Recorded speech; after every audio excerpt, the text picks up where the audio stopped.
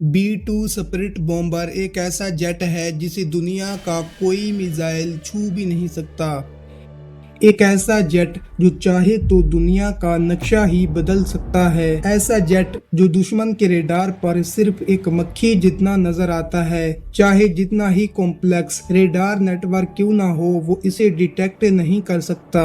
$2 billion से तैयार किया गया ये आज तक का बनाया गया सबसे महंगा तरीन जेट है। B-2 बॉम्बर इतना एडवांस्ड है कि ना सिर्फ ये रेडार से बच सकता है, बल्कि ये हीट सेकिंग मिसाइल्स के साथ साथ इंफ्रारेड गाइडेड मिसाइल्स को भी आसानी से धोखा दे सकता है। अब सोचने वाली बात यह है कि एक 54 मीटर चौड़ा जहाज आखिर रेडार पर क्यों डिटेक्ट नहीं होता। इसमें ऐसी कौन सी टेक्नोलॉजी है जिसे अमेरिका पिछले 37 सालों से छुपा रहा है।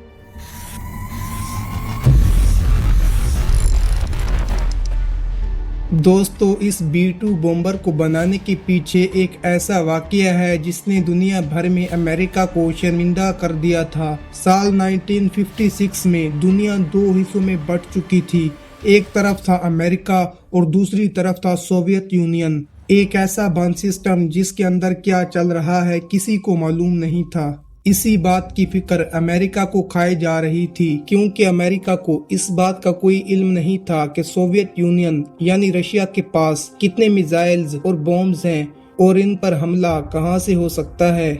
ये जानने के लिए कि सोवियत यूनियन में क्या चल रहा है, इसके लिए एक एयरक्राफ्ट बनाया गया जिसे नाम दिया गया U-2 स्पाई प्लेन का। एक ऐसा एयरक्राफ्ट जो करीब 70,000 फीट तक उड़ान भर सकता था। इस जहाज के इतना ऊंचा उड़ने की वजह से ना तो कोई मिसाइल इसे हिट कर सकता था और ना ही कोई फाइटर जेट इसे पकड़ सकता था। 4 जुलाई साल 1956 में पहली बार U-2 प्लेन सोवियत यूनियन में दाखिल हुआ। जब ये प्लेन पहली बार सोवियत यूनियन में दाखिल हुआ था तो उन्होंने इसे रोकने की बहुत कोशिश की थी, लेकिन इसे रोक ना सके। इस मिशन में जो तस्वीरें आई उससे अमेरिका को इस बात का पता चलता है कि रूस की न्यूक्लियर पावर इतनी ज्यादा स्ट्रॉन्ग नहीं है जितना कि वो डर रहे हैं। इसके बाद साल 1956 से साल 1959 के दरमियान कई बार U-2 प्लेन्स मिशन के लिए रशिया जाते रहे। इसी दौरान रशिया ने बनाया S-75 डवीना,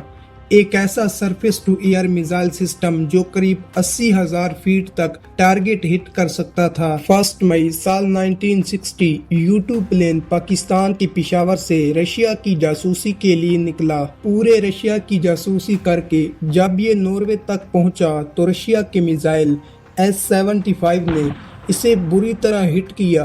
कुछ देर के बाद इस जहाज के पायलट को गिरफ्तार कर लिया गया। दूसरी तरफ अमेरिका ने फौरन प्रेस रिलीज निकाला कि ये एक वेदर रिसर्च प्लेन था जो कि गलती से रास्ता भटक गया।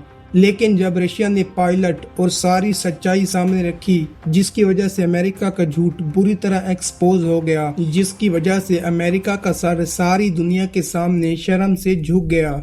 इसके बाद अमेरिका ने सोचा कि अब हम एक ऐसी स्टेल्थ टेक्नोलॉजी बनाएंगे जो दुश्मन के इलाके में घुस जाए और बगैर पकड़े वापस भी आ जाए। ये ख्वाब था B-2 स्पिरिट स्टेल्थ बॉम्बर का।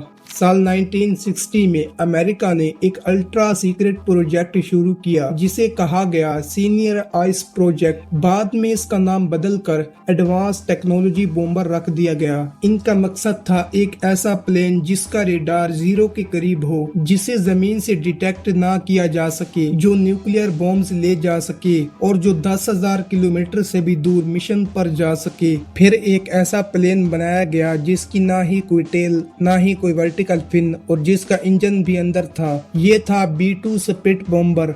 साल 1988 में पहली बार अमेरिका ने B-2 को रिवील किया, जहां एक टीवी शो में इसकी शैडोज दिखाई गई। फिर साल 1989 में पहली बार ये रनवे पर उड़ा। B-2 की सबसे बड़ी खासियत इसके रेडार से बचने की सलाहियत है। इसे इस तरीके से डिजाइन किया गया है कि जब रेडार के सिग्नल इस पर पड़ते हैं तो उनकी डायरेक्शन बदल जाती है, जिसकी वजह से सिग्नल्स वापस रेडार तक पहुंच ही नहीं पाते। इसके डिजाइन में सिर्फ विंग्स है, ना ही कोई फ्यूजलाज और ना ही कोई टेल। जबकि नॉर्मली एयरक्राफ्ट में लगी ये वर्टिकल टेल फिन की वजह से ये बड़ी आसानी के साथ रेडार पर डिटेक्ट हो जाता है। जब रेडार आसमान पर सिग्नल्स भेजते हैं तो ये एयरक्राफ्ट की बॉडी से टकरा कर वापस रेडार की तरफ जाते हैं, जिससे इनकी मौजूदगी का पता चल जाता है। जबकि नॉर्मली एयरक्राफ्ट की बॉडी पर लगी ये टेल रेडार के लिए साइड से मिरर का काम करती है, जिसकी वजह से इसका रेडार से बचना नामुमकिन है। यही वजह है कि B-2 बॉम्बर में टेल रखी ही नहीं गई। यूएसए ने इस पर ऐसी कोटिंग की है जिसकी वजह से ये रेडार के सिग्नल को एब्जॉर्ब कर लेता है या फिर इन सिग्नल को किसी और डायरेक्शन में रिफ्लेक्ट कर देता है। इसी वजह से B-2 बॉम्बर रेडार पर 100% इनविजिबल हो जाता है। इसका रेडार सेक्शन 0.0001 स्क्वायर मीटर है, यानी इसको डिटेक्ट करने का मतलब है कि आसमान में किसी मक्खी को डिटेक्ट करना।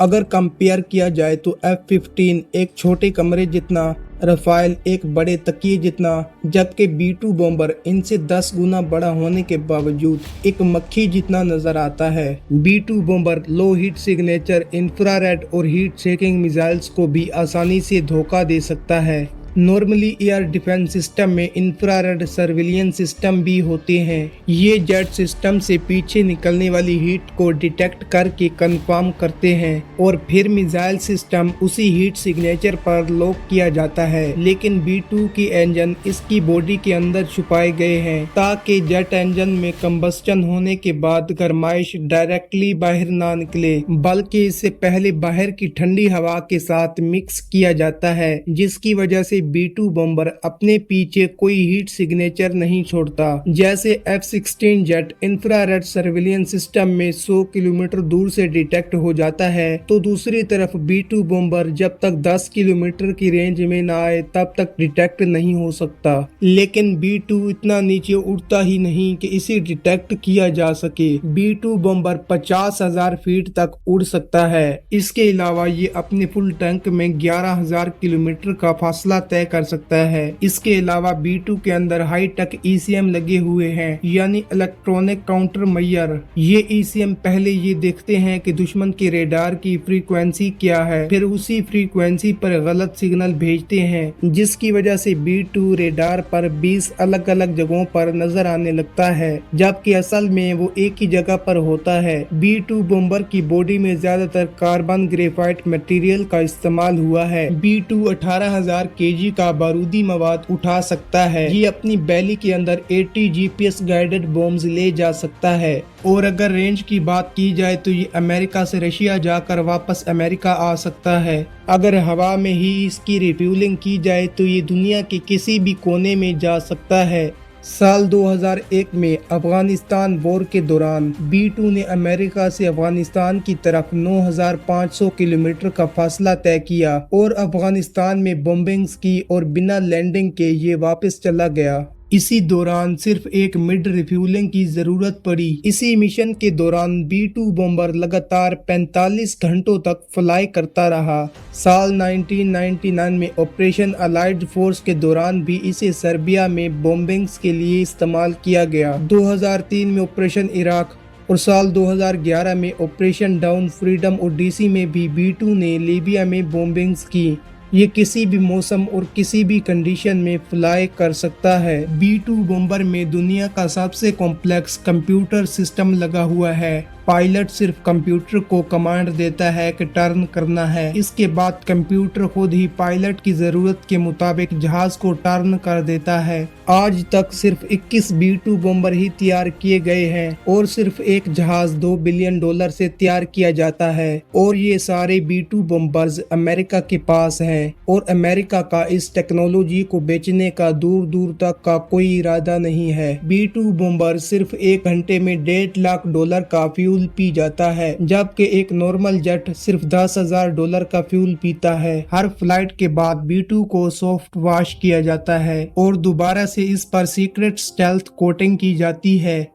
हर फ्लाइट के बाद इसकी पूरी बॉडी को प्रॉपर चेक किया जाता है कि कहीं कोई छोटा सा सुराख तो नहीं है, क्योंकि अगर इसमें छोटा सा भी सुराख हो गया तो ये अपनी स्टेल्थ बरकरार रखने की ताकत खो सकता है। दोस्तों, ये थी आज की ये वीडियो। उम्मीद है कि आप लोगों को पसंद आई होगी। अगर वीडियो पसंद आई हो तो वीडियो को लाइक और चैनल को सब्सक्राइब करो और कॉमेंट में बताओ कि मेरी नेक्स्ट वीडियो किस टॉपिक पर हो।